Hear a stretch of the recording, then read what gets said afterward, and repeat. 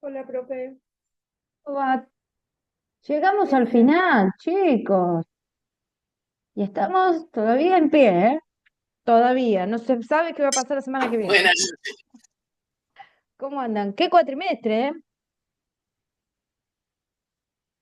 Y el primero cuesta. El primero, sí, es el más complicado en todas las carreras, ¿eh? No importa lo Sí, que estudies, el primer cuatrimestre es el que más te agota, te exprime, porque tenés que habituarte al instituto, a los compañeros, a la modalidad de estudio, aprender un montón de cosas nuevas. sí. Bueno. En especial después de cuando hace muchos años que no estudias, te cuesta un montón. Claro, volver a recuperar el training, el ritmo del Sí. entrenamiento. Claro, sí. Bueno, pero no Buenas hay que tardes, profe. abandonar. ¿Cómo va? Hola, ¿Cómo va, chicos? ¿Cómo les fue en las otras materias? ¿Anduvieron bien o están todavía esperando algunas notas? Bien. ¿Bien? Buenísimo, bien, bien. buenísimo. Bien, ahora tomamos lista, creo que ya estamos casi todos.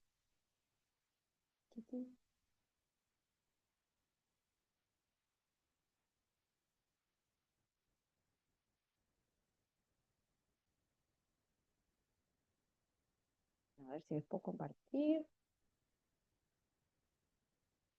Bueno, mientras les voy contando, creo que acá tenemos un solo caso, ¿no? A ver, déjenme ver. Ah, bueno, creo que no tenemos ninguno. Eh, lo que iba a mencionar es esto.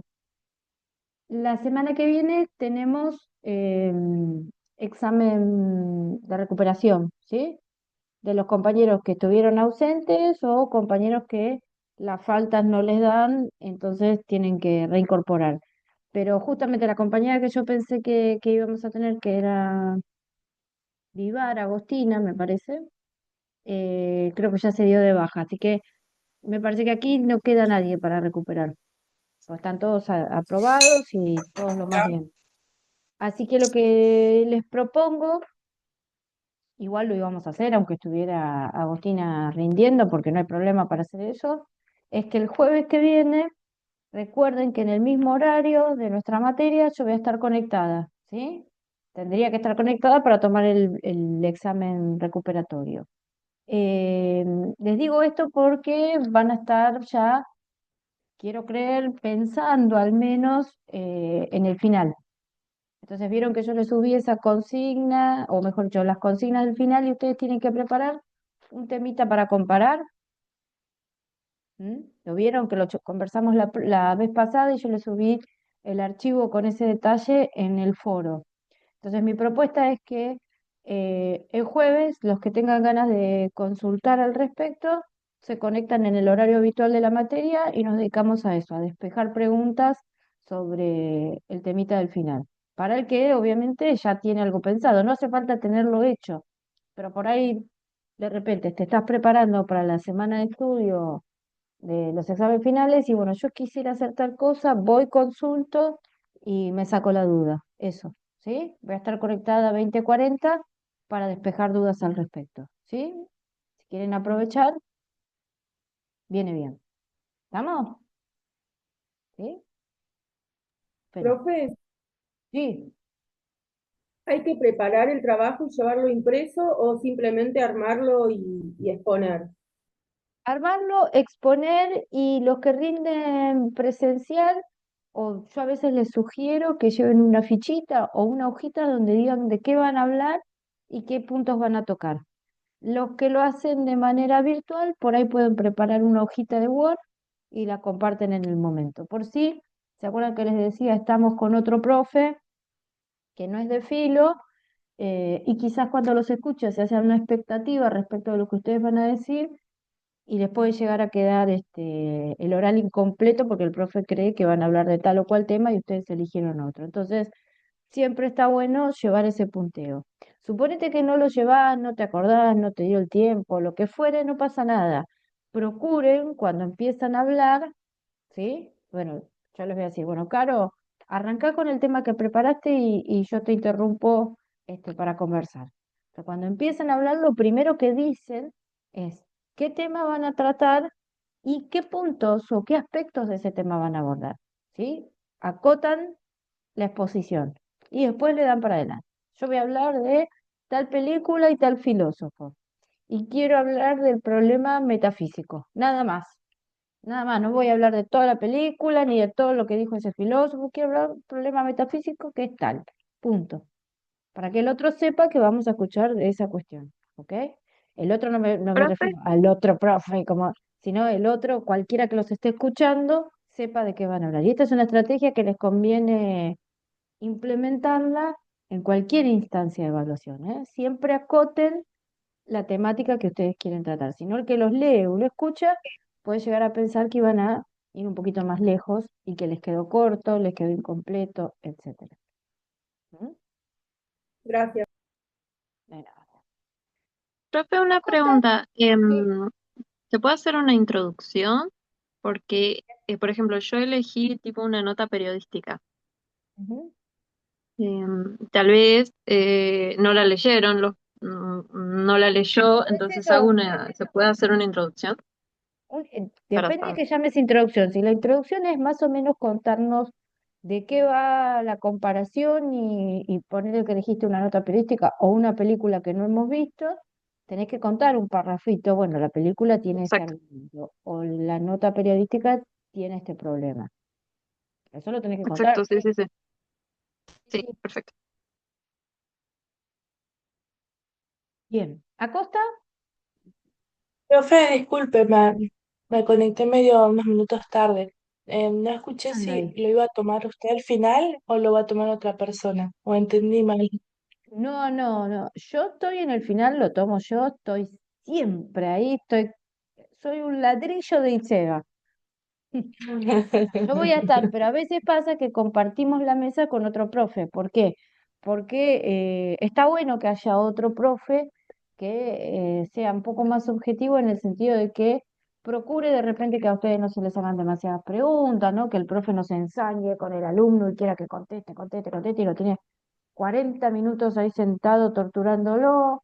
O al revés, que el alumno no contesta y uno le pone un 10 no, porque es buena persona, no. Digamos, que la cosa se desarrolle este, con toda digamos, el rigor metodológico, pero sin ningún tipo de,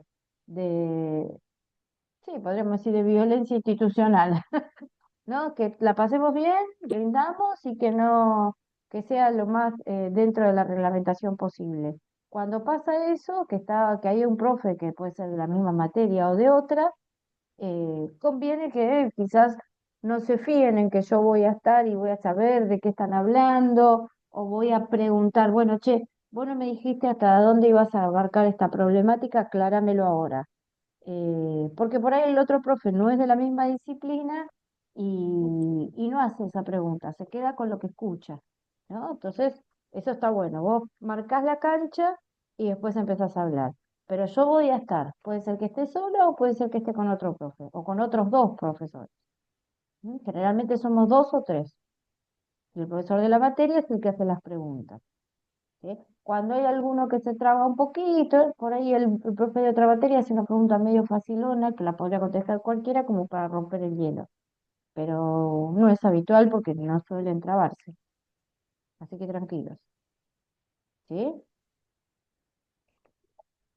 No sé quién preguntó.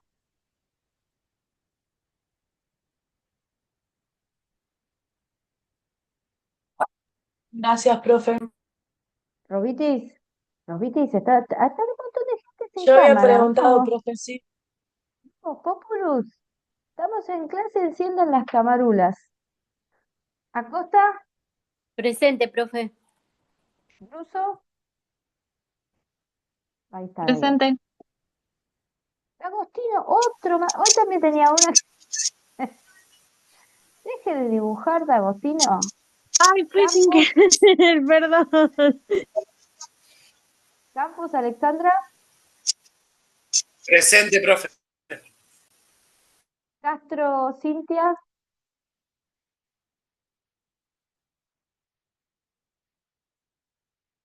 D'Agostino Sam, Presente. Lozano María de los Ángeles, Presente. Mouso Cristian, Presente, profe. me parecía que te había visto, por eso me quedé. Tardé Palma, un poco en abrir el micrófono, perdón. está bien, está bien.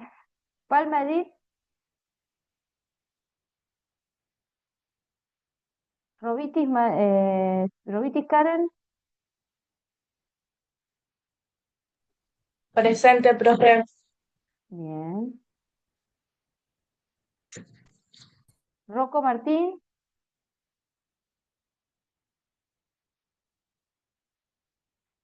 Rodríguez Bianchi, Carolina, sí, está arriba, Caro. Presente. Ujú. Sepúlveda, Natalia,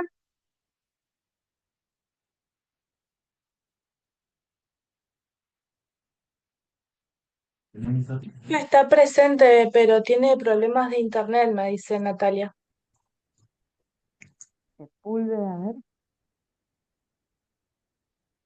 Recién estaba conectada, se tuvo que Sí, ahí desconectar de está vuelta y conectada, volverse a pero conectar.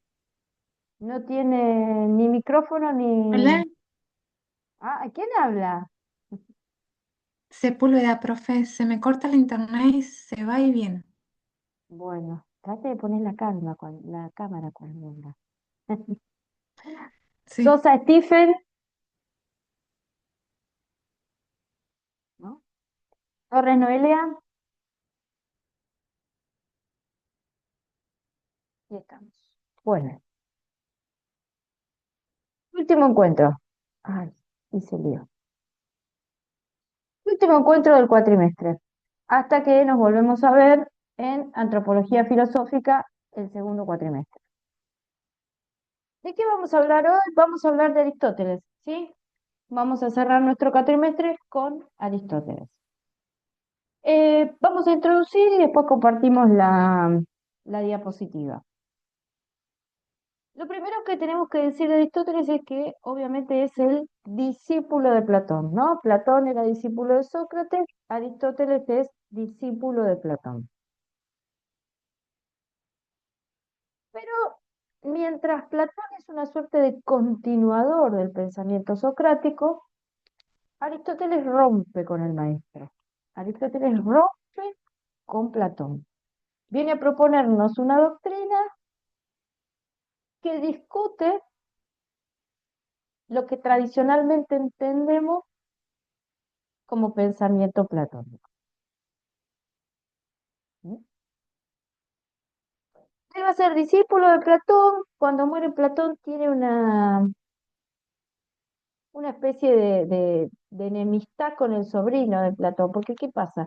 Platón se muere y en Grecia parece que pasaba lo mismo que pasaba acá en la Argentina. Hereda la propiedad aquel que es un familiar directo. Entonces, lo que es la academia de Platón la va a quedar en manos de un sobrino directo de Platón. Aristóteles, que era el discípulo y aparentemente el discípulo directo, tenía la pretensión de quedar a cargo, ¿no?, de la academia y esto no sucede. Además, hay algunas acusaciones que recaen sobre Aristóteles, como recayeron las acusaciones sobre Sócrates de corromper a los jóvenes, con la salvedad de que Aristóteles toma otra decisión, que es la del exilio. Ustedes saben que a Sócrates lo acusan de corromper a los jóvenes, va a juicio y le dan la opción de exiliarse o de la pena capital. ¿Sí? Lo que decide Sócrates es la pena capital, decide morir, toma la cicuta, ¿no? Muere envenenado. Aristóteles no tenía por ahí la misma gallardía que Sócrates, entonces se exilia y después vuelve. Cuando vuelve, funda su propia escuela, a los pies del monte dedicado o de la tierra dedicada al dios Liceo. Por eso muchas veces se le conoce a la escuela de Aristóteles como el Liceo. Pero los aristotélicos, ¿cómo se llaman a sí mismos? Estaba de moda el nombre de los aristotélicos. Estaba para nombre de banda. Hace un tiempito había una serie que usaba el nombre de los aristotélicos. ¿No verían Merlí? ¿O solo lo que estudiamos ¿Serían filosofía los veían Merlí? peripatéticos? Los peripatéticos, exacto. Los alumnos, los discípulos de Aristóteles se llaman peripatéticos. ¿Saben qué quiere decir? ¿No? Peri es un prefijo, ¿no? En castellano también lo usamos. Decimos perímetro, ¿no? Para indicar algo que tiene que ver con el derredor. Peri quiere decir justamente eso, alrededor de. Patos, ¿sabes lo que quiere decir patos? Patos con TH, pastos, como en inglés. Patos quiere decir pasión. Ojo, que no es esa pasión de las telenovelas, ¿eh? La pasión es esa experiencia que al hombre lo atraviesa tan esencialmente que lo convierte en sujeto y objeto de la acción. Creo que en algún momento lo hemos dicho cuando hablábamos de la voz media, ¿no? Hay cosas que al hombre lo convierten en sujeto y objeto de la acción, que cuando lo expresamos en una oración usamos verbos que hacen pensar que el sujeto, no solamente el sujeto sintáctico, sino el sujeto de ese verbo, el que lleva a cabo la acción, es el mismo que la padece. Los griegos tienen una manera de decir esto que es utilizar verbos que se llaman de voz media. Nosotros en castellano decimos, María lee el libro o el libro es leído por María. María lee el libro es voz activa. El libro es leído por María es voz pasiva. No tenemos voz media en castellano. Los griegos sí. ¿Para qué verbos? Los verbos de patos, los verbos de pasión, donde el sujeto y el objeto, es decir, quien lleva adelante la acción y en quien recae, coinciden. Verbo de patos, por ejemplo. Obviamente enamorarse, pero también nacer, crecer, conocer. ¿Sí?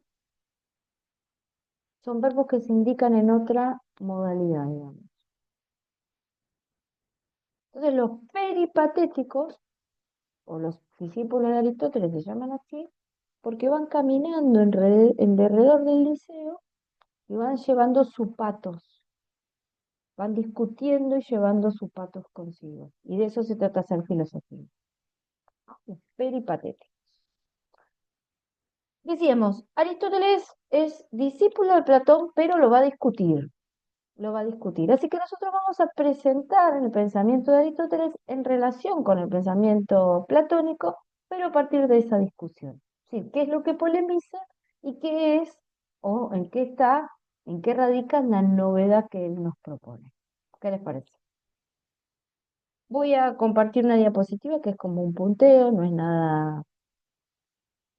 Creo que esta no está en el campus, después cuando terminamos se las comparto. Vamos a tratar de abordar estos 4 puntos. La crítica a Platón, la teoría de la sustancia, la teoría de las 4 causas, y esa teoría de las 4 causas nos va a llevar a algo que se llama primer motor inmóvil. Y ya con esto estamos bastante bien, porque el cuatrimestre que viene vamos a arrancar, quizás no la primera clase, pero ya a partir de la tercera, con la ética aristotélica. Así que necesitamos esto que es la metafísica. ¿Mm? Para decirlo de una manera sencilla, primero vemos qué es lo que le critica y después lo que él propone, que son, obviamente, fundamentalmente, la teoría de la sustancia y la teoría de las 4 causas. Lo demás se desprende de su propuesta. ¿Mm? Vamos a hacer como hicimos con Platón. Para entender la metafísica platónica, nosotros partimos del problema de los universales. Dijimos que hay un problema en filosofía que tiene que ver con esos términos que siendo uno se dicen de muchos. Dijimos de Platón, que era de estos que creían que los universales tienen un sustento en la realidad y que ese sustento es la esencia de las cosas. Y que esa esencia o naturaleza última de las cosas existe de manera separada. Si nosotros seguimos ese esquema, la pregunta es ¿dónde lo ponemos a Aristóteles? Aristóteles va a ser un pensador que si nosotros le planteáramos esta cuestión, digo, el de los universales, nos va a decir que efectivamente él coincide en esto de que existe la esencia de las cosas. Que el término universal remite a la esencia.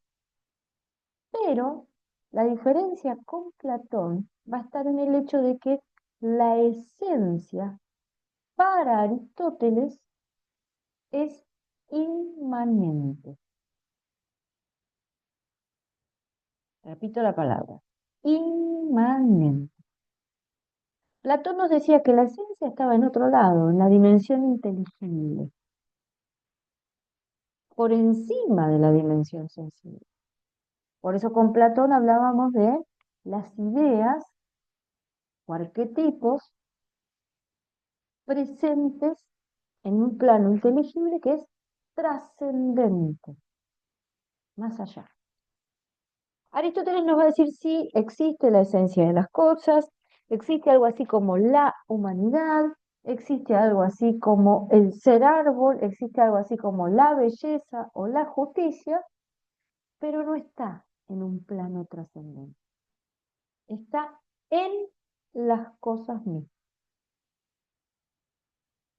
Eso quiere decir inmanente, en las cosas mismas. In es adentro, ¿no? Como en inglés. Manen viene de manens, que es un participio, el verbo manere, que quiere decir permanecer. Lo inmanente es lo que permanece en. Es como si dijéramos, aquí hay un montón de personas con distintos nombres, distintas historias, distintos gustos, rasgos físicos, rasgos de personalidad. Sin embargo, Aristóteles va a decir, lo que llamamos esencia humana está presente en todos, independientemente de las diferencias.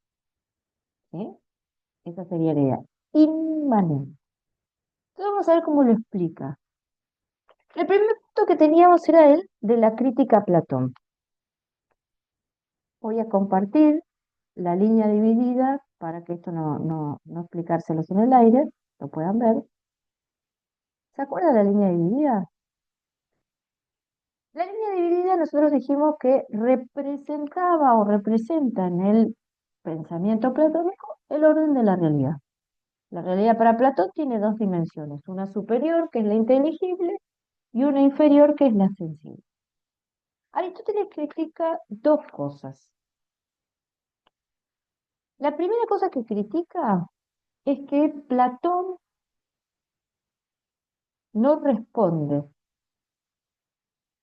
con precisión de qué hay ideas. Otra forma de decir lo mismo es, ¿cuál es el alcance del plano inteligible? ¿Cuáles son todos los arquetipos? ¿Podemos hacer una lista de arquetipos? ¿Mm? Hasta decir, bueno, esto es todo lo que contiene la dimensión inteligible. Y otro problema es que esta manera de pensar la realidad, según Aristóteles, no nos explica tampoco cómo surge la dimensión sensible. ¿De dónde viene la dimensión sensible? ¿Qué existe desde siempre? ¿Empezó a aparecer en un momento determinado? ¿Cómo surge esta realidad que habitamos los hombres individuales? Acá hay que hacer un paréntesis o una nota a pie de página. Aristóteles finge demencia. ¿Qué quiero decir con esto? Esto que él le achaca a Platón como no haberle dado respuesta a estos interrogantes que según Aristóteles Platón deja abiertos, no es tan así. Aristóteles es como que de alguna manera se concentra en los diálogos de madurez, casi como si los diálogos de vejez no fueran diálogos que hay que tomar muy en serio o académicamente, como si no tuviera en cuenta lo que dice Platón en los diálogos de vejez. Si nosotros tuviéramos en cuenta esos diálogos, podríamos decir que no es del todo justo Aristóteles en esta crítica, porque en los diálogos de vejez vamos a encontrarnos con que Platón trata de responder justamente estas preguntas. ¿Se acuerdan que yo les contaba que hacia el final de su vida, él escribe diálogos donde Sócrates sigue siendo el personaje principal, la voz cantante, pero aparece como un jovencito, un muchachito, que interroga a sus mayores. Uno de los diálogos de vejez es el Parménides. ¿Se acuerdan de Parménides, el presocrático, el filósofo que nosotros estudiamos al principio? Parménides en discusión, el Parménides del diálogo, ¿no? El Parménides de ficcional. En discusión con Sócrates le dice, bueno, pero si la realidad es así como la describe el paradigma de la línea, entonces, ¿podemos pensar que para todo lo que existe género y especie en la dimensión sensible hay un arquetipo?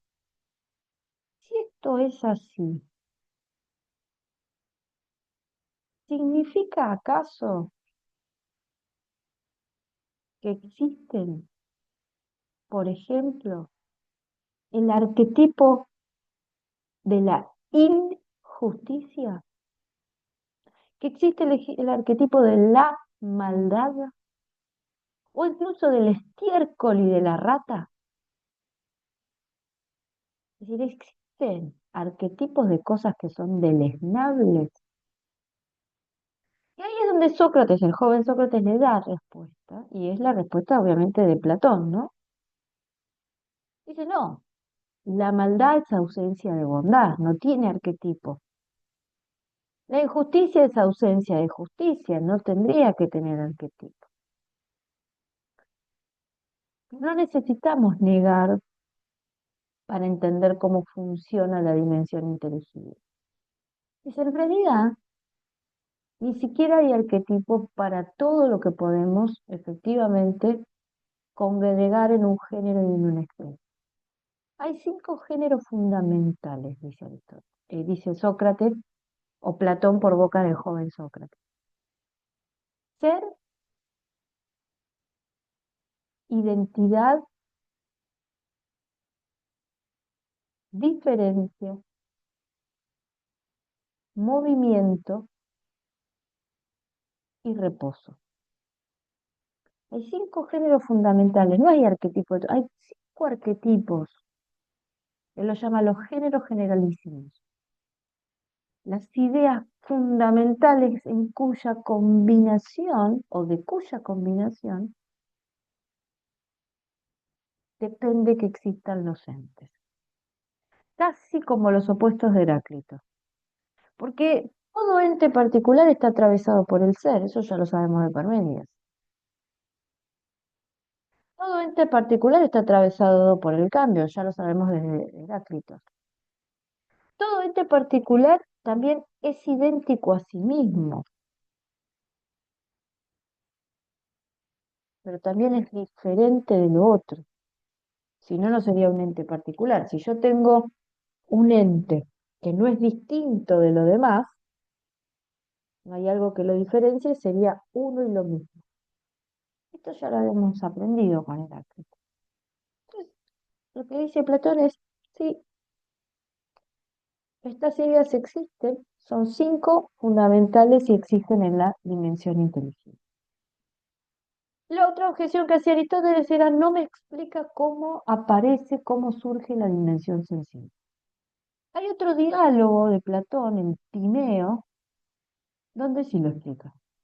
Lo que pasa es que lo explica por medio de un relato muy parecido al de la alegoría de la caverna. Es más, si ustedes lo buscan en algún sitio de internet, en algún manual, muchas veces aparece como el mito del demiurgo.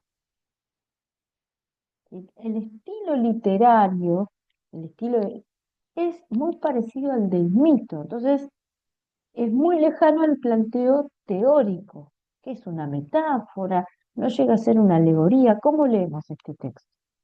Aristóteles a ese texto no le da bolilla. Pero en ese texto, Platón nos dice que como la dimensión inteligible y la sensible son incompatibles, lo perfecto y lo imperfecto son incompatibles, inconmensurables. Hoy daba un ejemplo porque estábamos pensando en antropología filosófica la relación del hombre con la religiosidad. Vieron que mucha gente que critica por ahí la concepción religiosa de algún dogma en particular dice, bueno, ¿cómo voy a pensar un Dios o que existe Dios? Porque si, si Dios existiera, ¿por qué no impide que haya guerras? ¿Por qué no impide que un niño muera de cáncer? ¿No? ¿Vieron esas objeciones eh, típicas por ahí de un ateo que quizás no ha estudiado filosofía o teología, ¿no? Bueno, esa pregunta no tiene sentido, porque lo perfecto, por definición, por naturaleza, no admite cambios, no admite partes, no admite sucesión. Si lo perfecto pudiera inmiscuirse en la dimensión de lo imperfecto, deja de ser perfecto. Pensar una divinidad que mira para abajo y dice, uy, acá se están mandando los seres humanos una tremenda cagada, voy a intervenir, es un problema porque es pensar una divinidad que cambia de voluntad, que toma decisiones, que es imperfecta.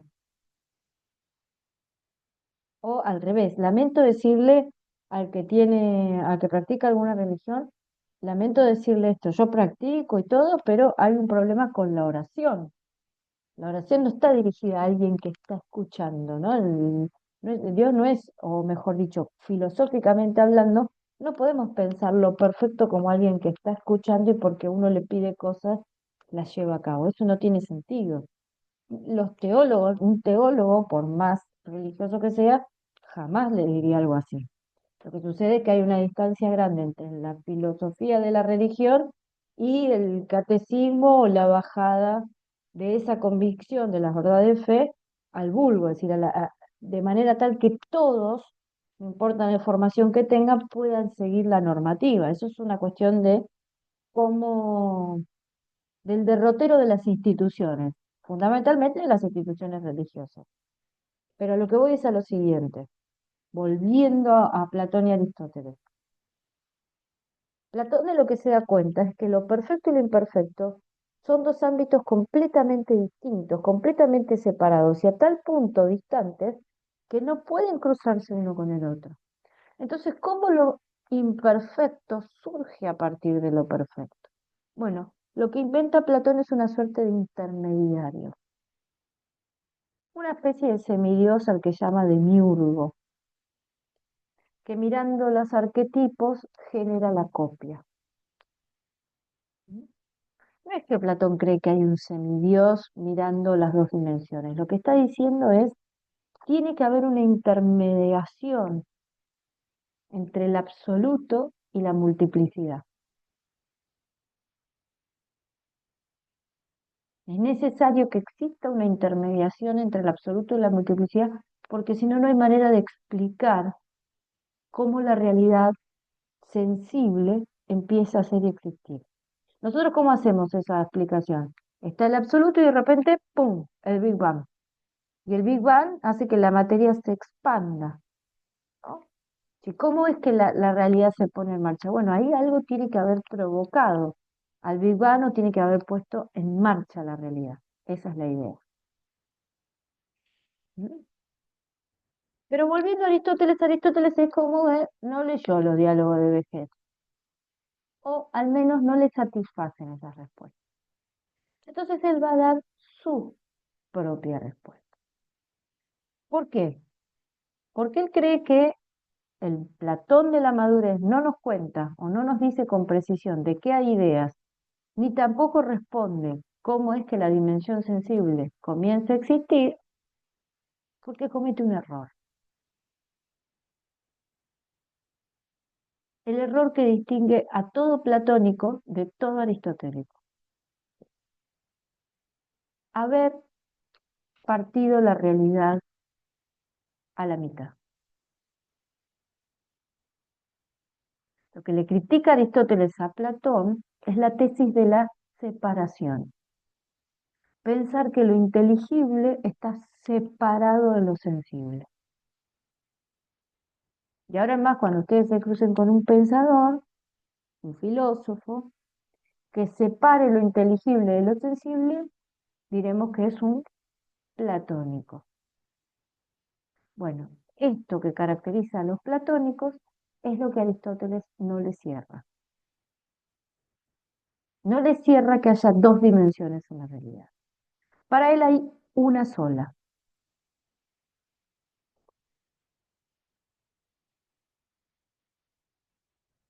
Para responder cómo es esa realidad donde podemos detectar géneros y especies, formula la teoría de la sustancia. Fíjense que acá hay una fórmula, ¿no? La realidad para Aristóteles es una sola. No tiene dos dimensiones, tiene una sola dimensión. Y en la realidad lo que vamos a encontrar es una multiplicidad de sustancias.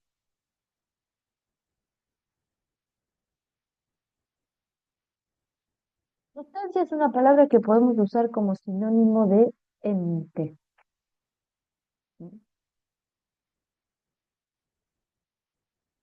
Sería un poco largo hacer la etimología, pero sepan esto.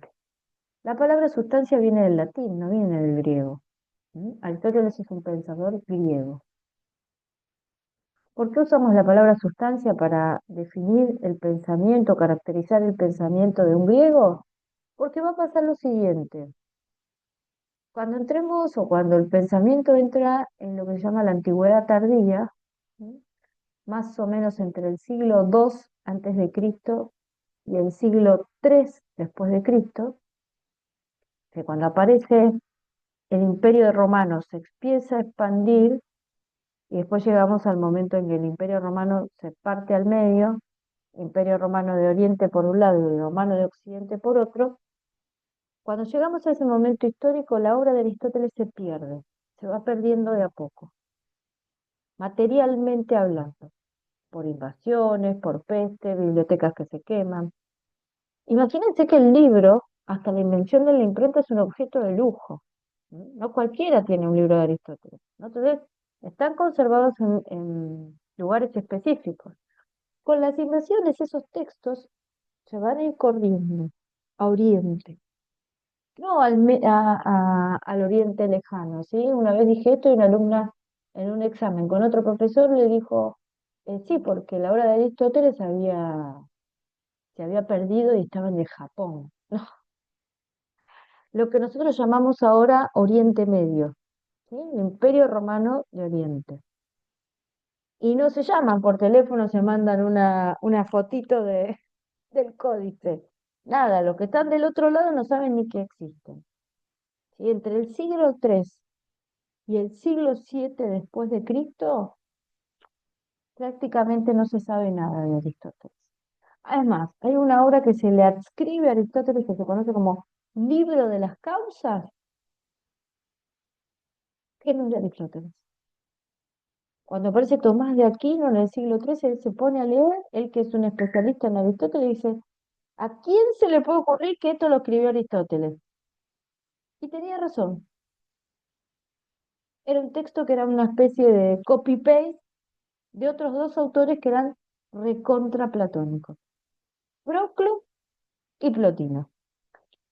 Hecho este paréntesis, ¿por qué digo esto cuando quiero explicarles la teoría de la sustancia? Porque la sustancia es la palabra que usan los medievales para traducir la obra de Aristóteles cuando vuelve, cuando reingresa en Occidente.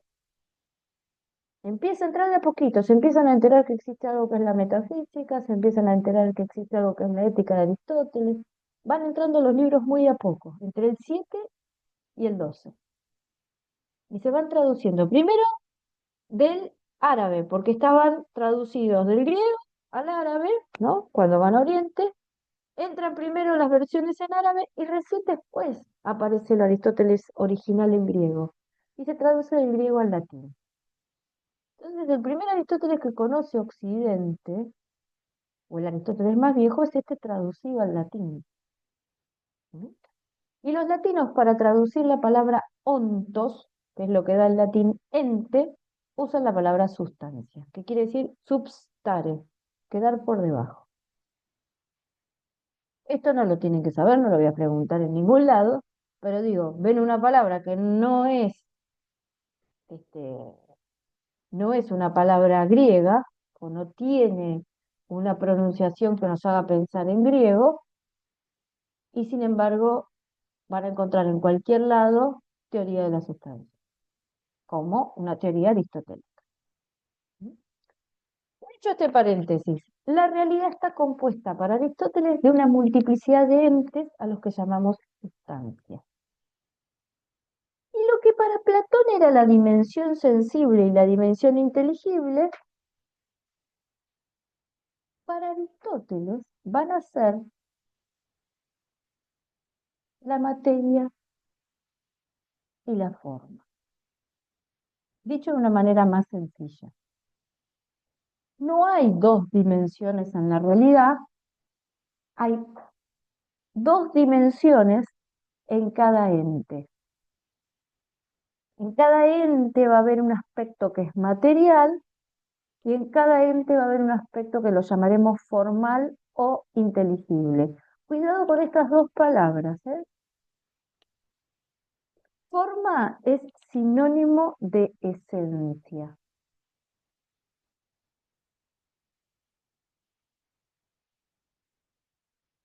Y materia no es lo mismo que material.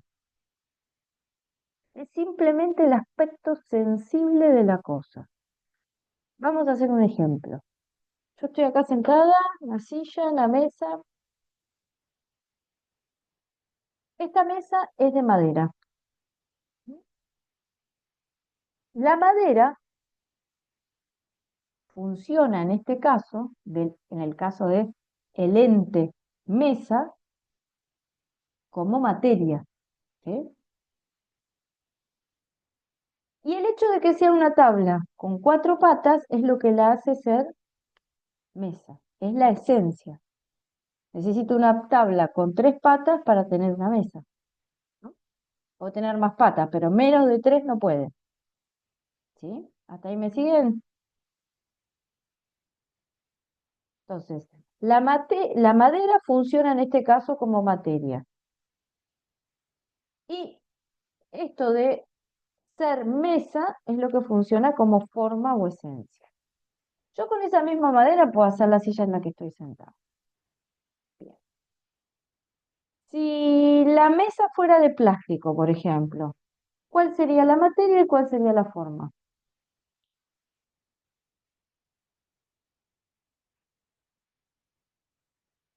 ¿Nadie se Plástico, anima? ¿El plástico qué plástico, sería? materia, Sí. la materia.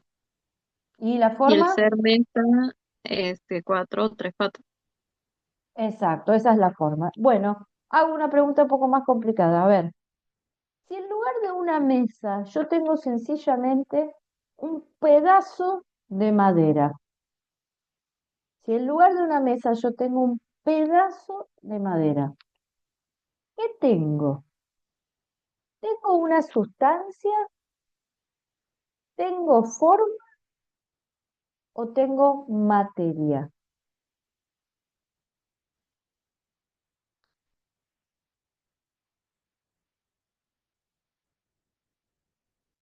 ¿Quiénes dicen que tengo sustancia?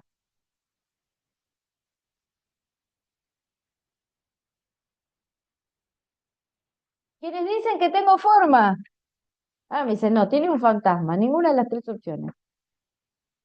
¿No se les ocurre una? Mira, tienen una. Tiene Profe, materia, pero Materia, Sustancia. profe.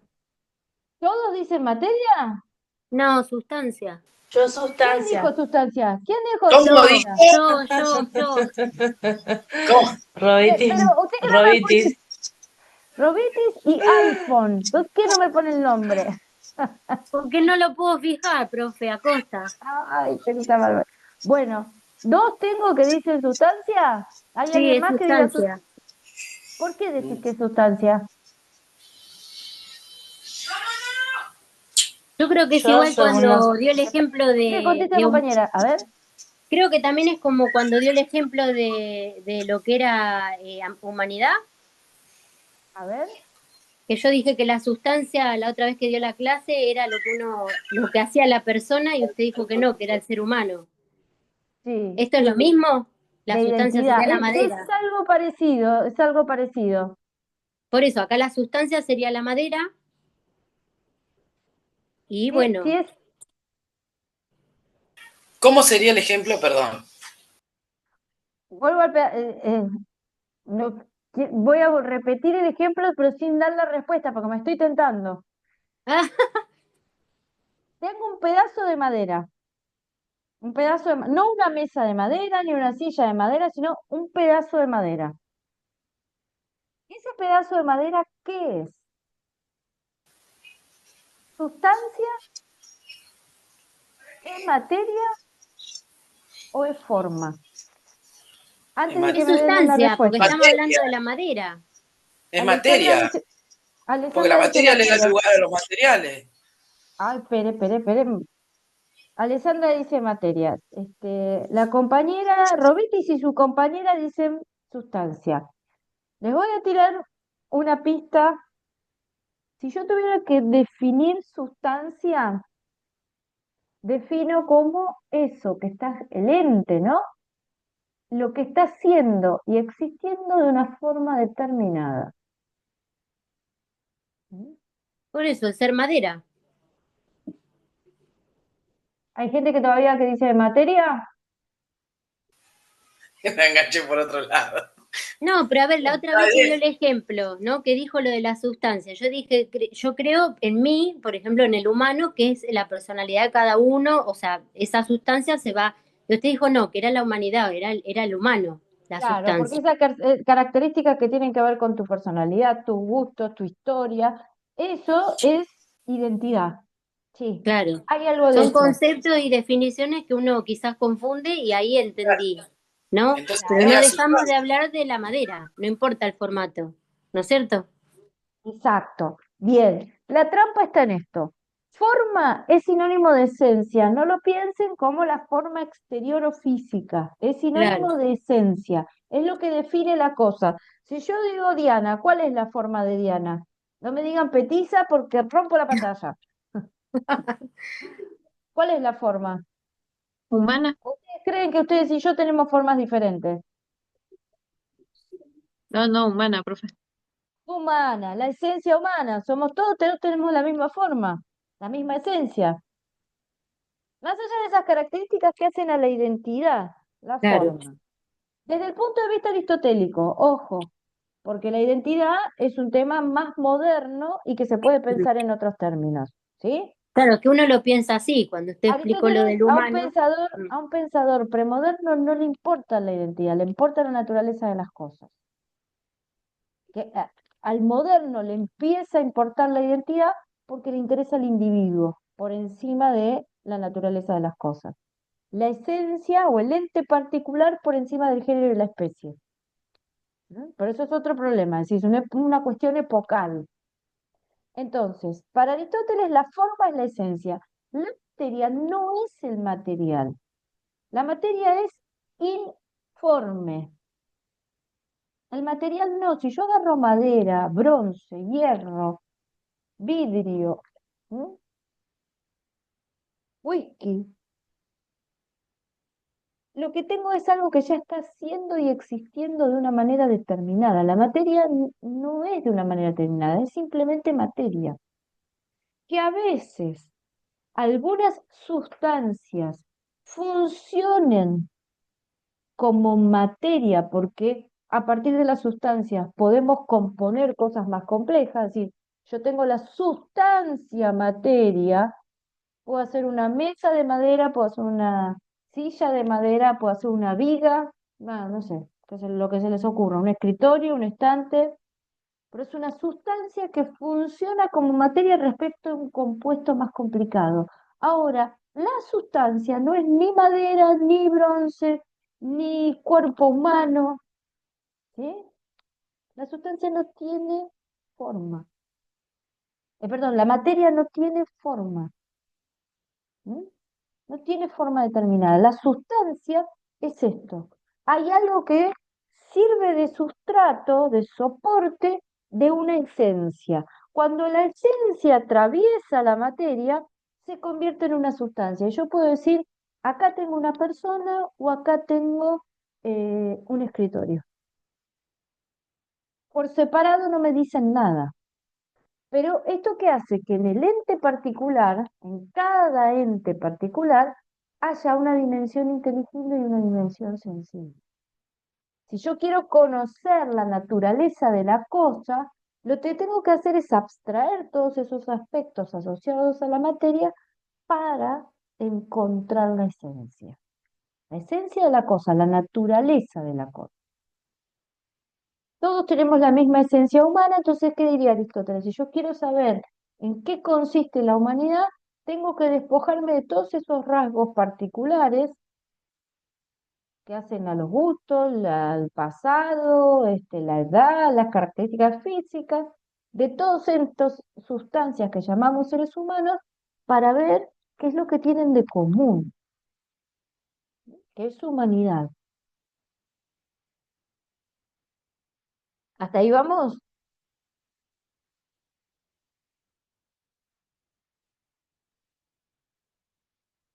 ¿Sí? Bueno, Sí, ahora, profe. sí,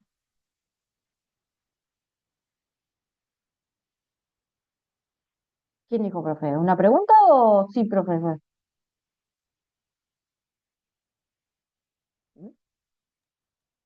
No, que sí, que estaba bien, se entendía. Ah, que se entendió, ¿no? Tenía razón la compañera que insistía que decía era una sustancia, Sí, ¿sí? El pedazo de madera era una sustancia. ¿Mm? Ahora, para conocer la naturaleza de las cosas, la esencia, dice Aristóteles, tengo que conocer sus causas. Y a diferencia de cómo pensamos nosotros, que pensamos con el- el- la matriz de pensamiento de la modernidad, la ciencia moderna, para Aristóteles las causas son siempre cuatro. Saber cómo surgen los entes es algo que vamos a explicar a partir de las cuatro causas que constituyen a todo ente. Dice Aristóteles que todo ente tiene una causa material, una causa formal, una causa final y una causa eficiente. Causa formal y causa material es sencillo, materia y forma. El problema está en las otras dos. La causa final es la finalidad del ente. ¿Por qué existe la humanidad? ¿O por qué existen eh, las rosas rojas? No se olviden que estamos en un paradigma donde todo tiene sentido, donde todo tiene una causa y una finalidad en el sentido de que cada género y especie que constituye la realidad no surge porque sí, no es aleatorio. Sobreviene a la existencia para completar la plenitud de la realidad. El caballo viene a cumplir un rol, el mosquito viene a cumplir un rol, el ser humano viene a cumplir otro. Vieron que hay un problema con el tema de las fumigaciones y bueno, todo lo que se implementa para cultivar los campos porque están empezando a desaparecer las abejas, ¿no? Entonces, si desaparecen las abejas, no hay polinización. Y si no hay polinización, estamos al horno. No hay que comer. ¿Mm? Esta es la idea. Todos los entes vienen a cumplir un rol en la realidad. La abeja se encarga de la polinización, la que va llevando de una flor a la otra, el polen. ¿Mm? Entonces, todo esto tiene una causa final. La causa eficiente, yo la voy a definir ahora técnicamente y la vamos a explicar en un cachito. Vamos a anotar la definición técnica. La causa eficiente es el ser en acto que da lugar a la unión de materia, Profe, ¿es el ser acto? el ser en acto, Ok. ¿sí? El ser en acto que da lugar a la materia, a la unión de materia y forma. Ahora lo explica. Voy a explicarlo con un ejemplo que da el propio Aristóteles, el del escultor. Y vamos a pensar que el escultor no es cualquier escultor, sino que es uno que viene después de Aristóteles, que es Miguel Ángel. Y vamos a pensar que Miguel Ángel está trabajando en el David, ¿no? Conocen el David de Miguel Ángel, ¿no?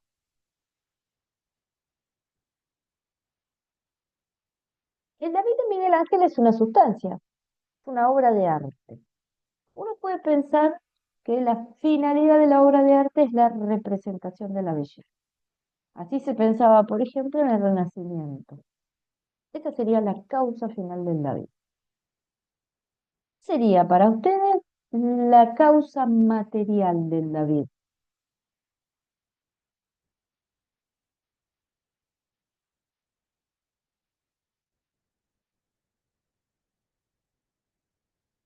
Ay, que me desmayo. ¿De qué está hecho el David?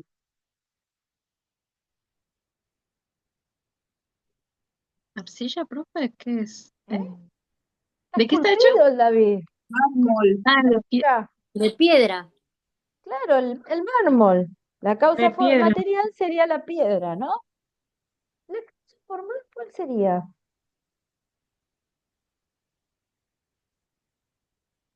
¿Cuál, Que es profe? la obra de arte, ¿no? Que tiene esa peculiaridad de representar la figura ideal de David, del rey David, de un joven rey David. Ahora, esa causa formal y esa causa material, ¿están unidas desde siempre o se unen en un momento determinado? ¿Cómo parece la obra de arte? ¿Qué es lo que no nos puede faltar para que aparezca el David?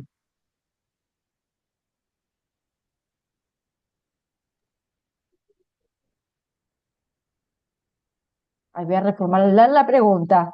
Sí. ¿Qué no nos puede faltar para que aparezca el David? Arte. Ay, El creador. ¿y quién es? Sí, Miguel ese. Ángel. Ese. Ah, Ese, Miguel ese. Ángel. No nos David, puede Ahí faltar está, el ahí David, está. escultor. No nos puede Claro. faltar Miguel Ángel.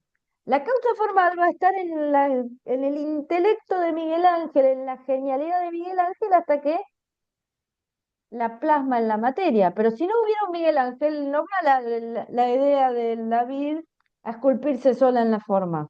Necesitamos un ser en acto. ¿Qué quiere decir entonces acto?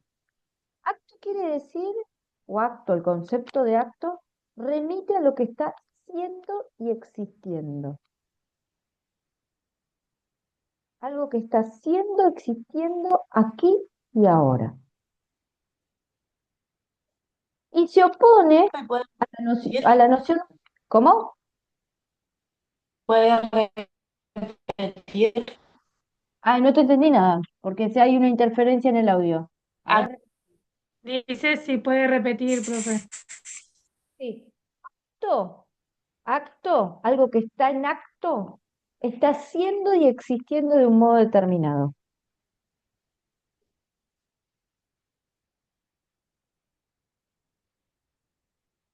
Potencia.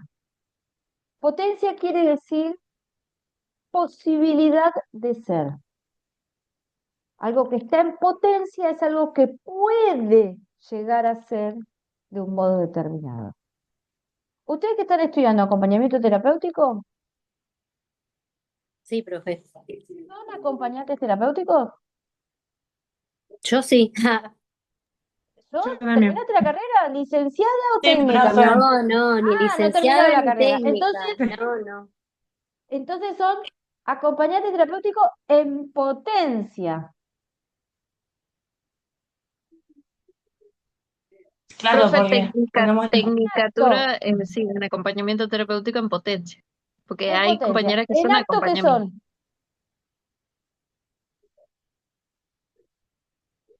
y acto Estudiantes de ya la carrera de seríamos, acompañamiento. ¿Qué? Estudiantes. Estudiantes que de la acto ya carrera es, no. de acompañamiento terapéutico. ¿Se entiende?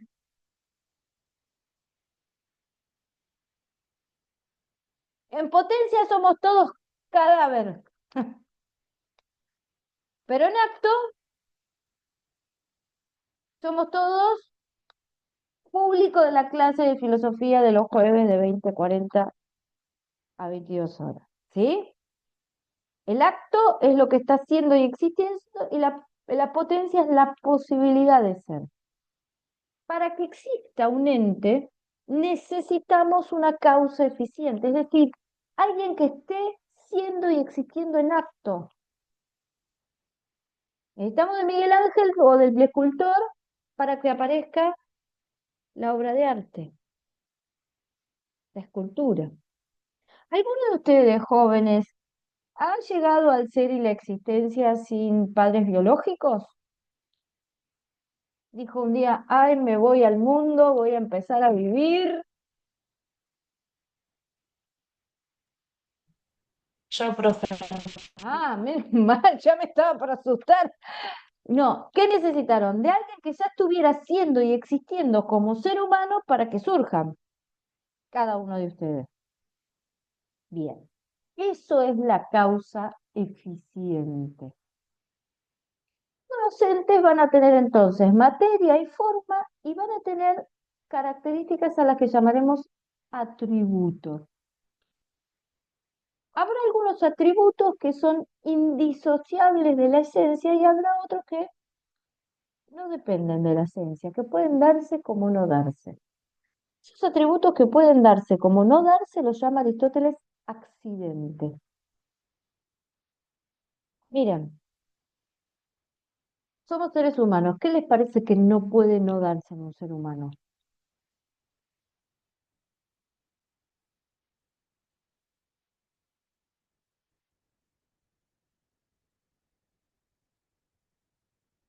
Ay, Dios mío. Ay, Dios mío. La racionalidad, por ejemplo, ¿a qué llamamos ser humano? ¿A un animal racional? Bueno, la racionalidad no nos puede faltar. Un atributo propio de la racionalidad es el lenguaje, la posibilidad de construir sistemas de signos. Ahora, si este ser humano tiene el pelo corto o el pelo largo, no deja de ser humano. Si tiene ojos claros, ojos oscuros, eh, piel clara, piel oscura, es más alto, es más bajo, tiene tal o cual identidad de género, orientación sexual, no pasa nada. ¿Podría ser distinto?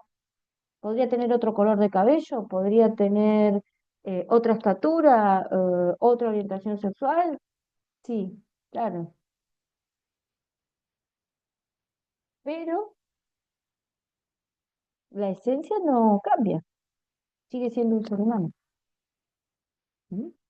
Hay atributos que son indisociables de la esencia, hay otros que se pueden dar de manera distinta. Como verán, yo mido 1,80 m, no, mentira. ¿Sí? ¿Se entiende? ¿Mm? Profe, ¿cómo dijo? Los Sí. atributos, algunos Esta es la atributos que esencia. La son. esencia, la esencia define, ¿sí? La naturaleza de la cosa, a qué tipo, a qué especie pertenece. Pero el ente va a tener un montón de características. Nosotros somos todos seres humanos, somos todos gente diferente. Desde los aspectos externos hasta los gustos, la historia, ¿no? Lo que hablábamos la otra vez, que era la identidad. Que podemos pensar incluso que esa identidad se construye, ¿no?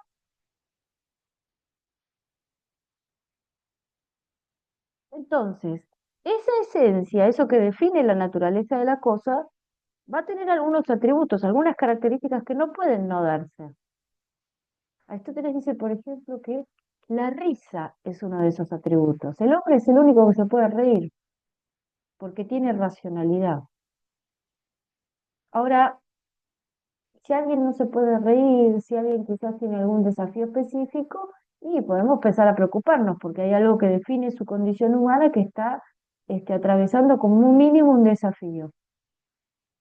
Pero si vos te cortas el pelo y te cambias de color de pelo, o hoy salís con una persona y mañana salís con otra, o qué sé yo, no sé. Tomás sol y el color de tu piel cambia momentáneamente.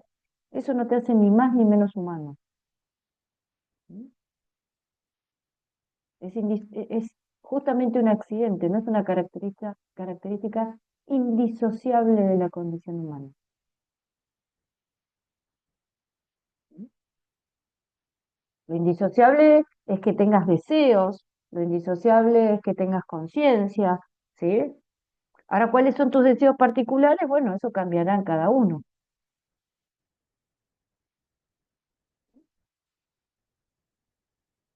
Habrá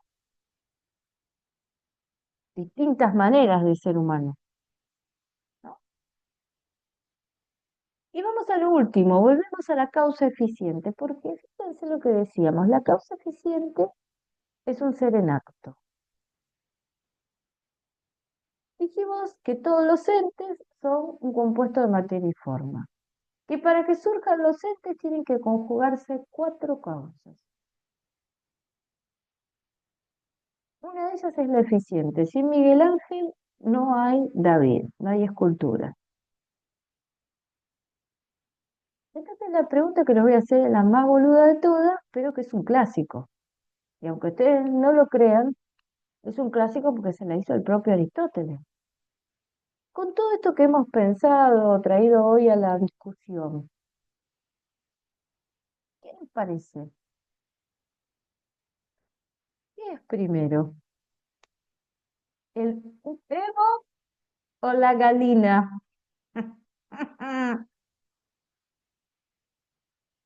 A a ver, ¿qué tiran? Piensen con la teoría de las cuatro causas, ¿eh? La No me gallina, porque hagan si no, no trampa. existiera el huevo. ¿Quién dijo? La gallina, si no, no existiera el huevo, ¿Por qué? y porque no existiera, si no estuviese, o sea, la gallina, no existiría el huevo. Le- Mire, le voy a dar a Alexandra una pista. Está por el camino correcto, pero no me está dando la explicación aristotélica. Porque alguien le podría decir a su explicación, sin la gallina no hay huevo, pero la gallina ¿de dónde vino? De- Y pero es ¿Ves? del, como el hue- humano, profe. del huevo, pero si alguien tuvo que poner ese huevo. ¿Y quién lo puso? Y una gallina, quizás. Ay, pero la gallina tiene que haber venido del huevo. Vamos, denme una respuesta aristotélica. ¿Qué Es es la lo que necesita? sustancia. Porque es sustancia, está bien, pero ¿qué necesito siempre? La materia. El ser No creador. una causa eficiente. El huevo es pura potencialidad, la gallina es ser en acto. Ahora, acá tienen un problema, porque si yo pienso, no estoy diciendo que Alexandra esté pensando en estos términos, ¿eh? Permíteme tomar tu respuesta como si fuera esto chiquitito, que viene de la gallina y se queda en la gallina, ¿sí? Si el huevo viene de la gallina, ¿de dónde sale la gallina? ¿Qué hubo un momento que apareció la primera gallina, la primera vaca, el primer ser humano, el primer El ombú? creador. Ay, Alexandra, usted es aristotélica. ¿Por qué? ¿Porque cree Y que porque, existe el Dios de las Sagradas Escrituras o porque entendió a Aristóteles? claro, se supone, ¿no? Que alguien fue el creador de todo esto. Bueno, ojo, creador ya es un problema.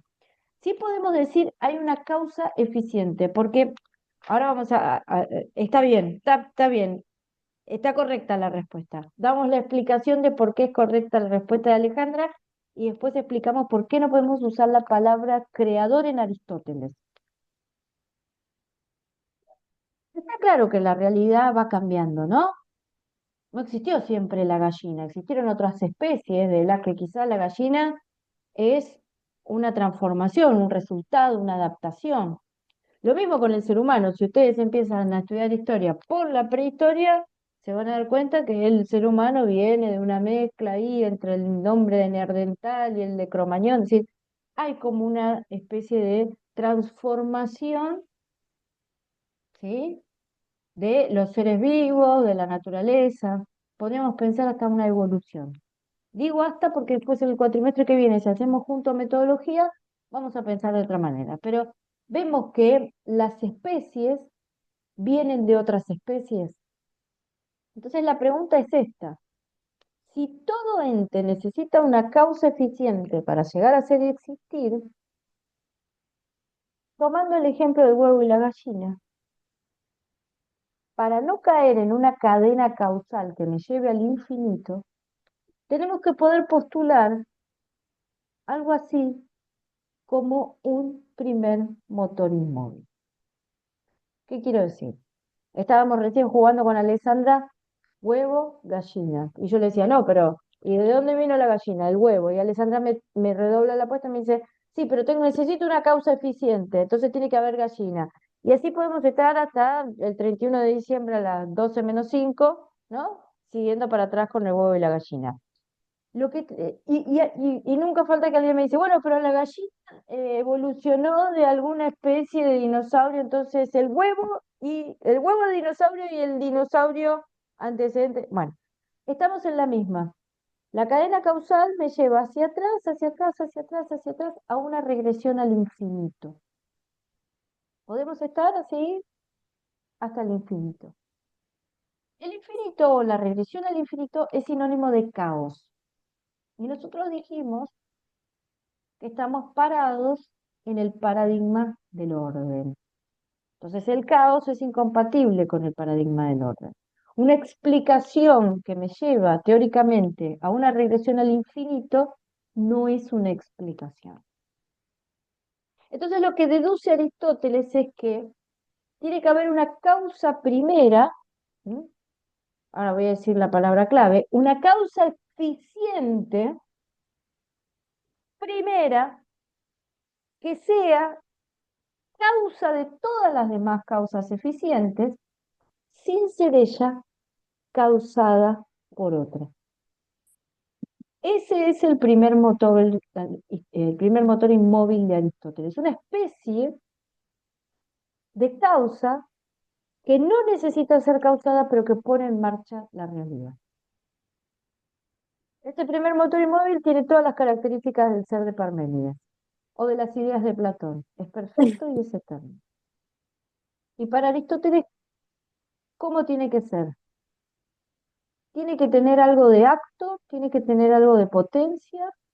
¿Es potencia pura o es acto puro? ¿Qué les parece? Acto puro. Acto puro. Es acto puro. Porque donde hay potencialidad, necesito otra causa, como el huevo. Ahora, ¿cuáles son las causas que generan los géneros? Bueno, eso es una discusión. ¿Cómo genera realidad? ¿Qué genera géneros y especies? ¿Principios seminales? ¿Los entes tal cual los conocemos? Es una discusión abierta y es una discusión científica. Alessandra hizo bien o identificó bien cuando hablaba de Dios, ¿no? Es decir, o del creador, mejor dicho. Bueno, lo que podemos decir es lo siguiente, Ale. Ojo con la palabra creador, porque el creador es un modelo causal. Esto en filosofía se piensa, ¿no? Es decir, hay una causa primera y cómo es que esa causa primera provoca la realidad. Hay distintas maneras de pensarlo. Una es pensar que la causa necesariamente provoca un efecto a partir de sí misma, como si se desparramara. ¿Vieron como una fuente? ¿Vieron que la fuente va bajando el agua? Lo perfecto, los griegos dicen, lo perfecto se da voluntariamente, se brinda. Es una misma causa que genera la realidad a partir de sí misma. Entonces no hay una creación, porque la creación que supone que la causa está separada de la realidad, hay una distancia entre la causa y el resultado. Y además, entre esa causa y el resultado hay una decisión. Hablar de creador es hablar de una causa que decide dar lugar a la realidad, ¿sí? Es una discusión abierta. Si la realidad, si el principio último necesariamente pone en marcha la realidad y no toma decisión, o si el principio último toma una decisión, digamos, es algo deliberado. Eso es una discusión.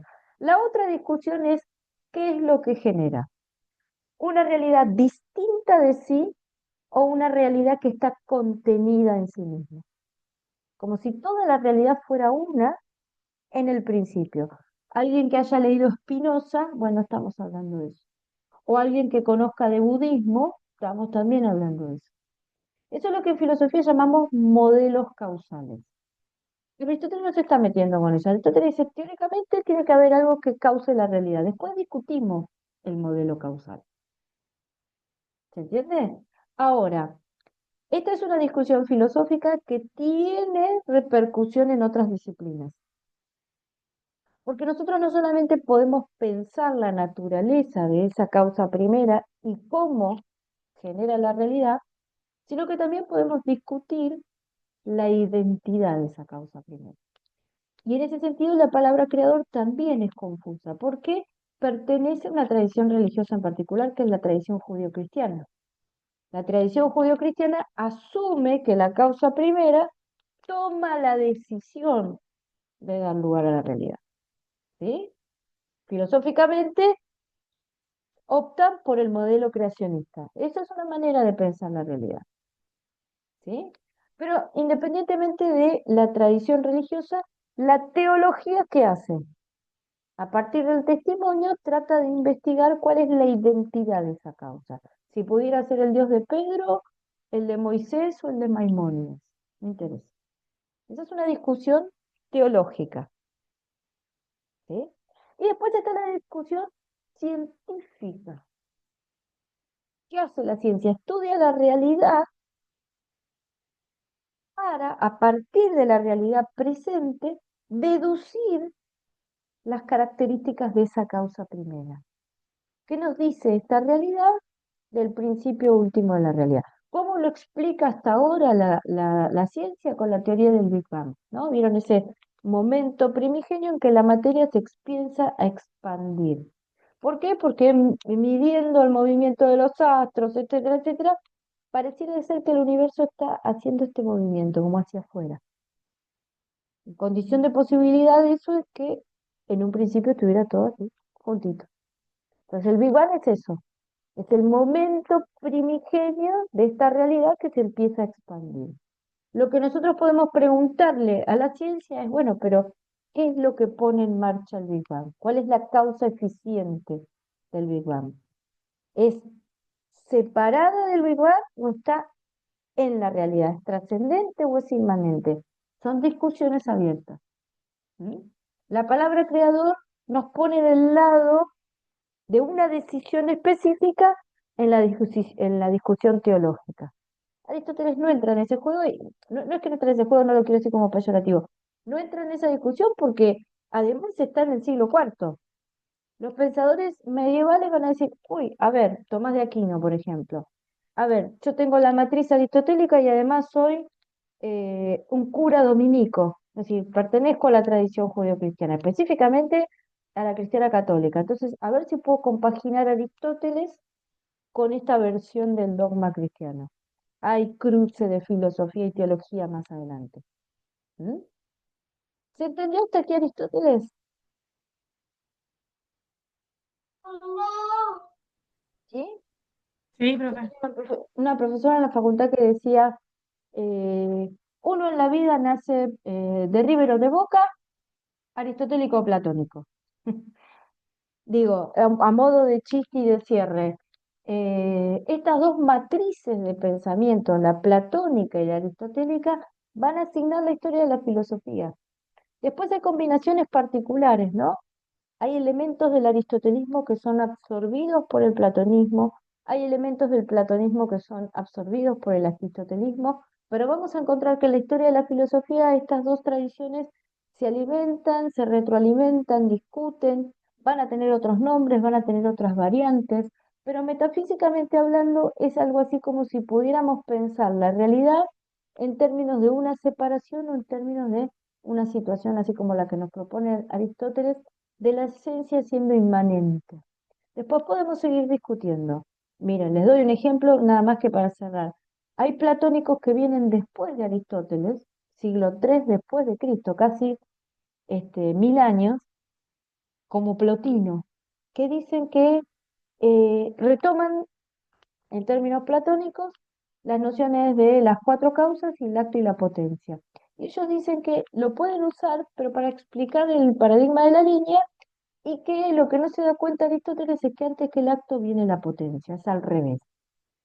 Es exactamente al revés de cómo lo explica Aristóteles, que nos pide que el acto sea anterior, ¿sí? Entonces digo, hay mezclas interesantes. La modernidad, cuando lleguemos a la modernidad siglo XVII, XVIII, lo que hasta ahora hemos llamado aristotelismo va a ser empirismo, y lo que hasta ahora hemos llamado, metafísicamente hablando, metafísica y nociológicamente hablando, y lo que hasta ahora hemos llamado platonismo va a ser racionalismo. Entonces, si nosotros tenemos estas dos matrices metafísicas, vamos a tener la cintura como para poder meternos en otras visiones de mundo. ¿Por qué no tenemos que meter en otras visiones del mundo? Porque tenemos que empezar a pensar al hombre. El cuatrimestre que viene, si tenemos la suerte de estar juntos, lo que vamos a pensar es, en una visión de mundo determinada, qué pasa con todas esas problemáticas que atraviesan a la naturaleza humana por el solo hecho de ser hombre. ¿Sí? Y después lo vamos a ver en otra visión del mundo. Entonces necesitamos esta cintura metafísico-nociológica para pensar lo que más nos interesa, que son los problemas existenciales. ¿Mm? Nos vemos el jueves que viene para despejar dudas. Prometo que no doy clase, que solo los escucho y contesto. ¿Qué les parece? ¿Sí? Bueno, Profe, profe. ¿a qué hora va a ser? Igual que la clase, 8:40, 20:40. Perfecto. ¿Sí? ¿Les parece bien? Alex, Gracias, profe. Sí, sí. Sí, sí, profe. Perfecto, buenísimo. profe. Muchas gracias. ¿Fue muy Gracias. difícil? Gracias, profe. Muchas ¿Les Muy al resulta gracias. por malo. ahí? Podemos seguir conversando. Bueno, descansen. Buen fin de semana largo. Gracias, Gracias, igualmente. profe. Gracias Profe, igualmente. gracias. Chao. Feliz Día de la Bandera. Gracias. Gracias. Igualmente. Chao, chao. Nos vemos.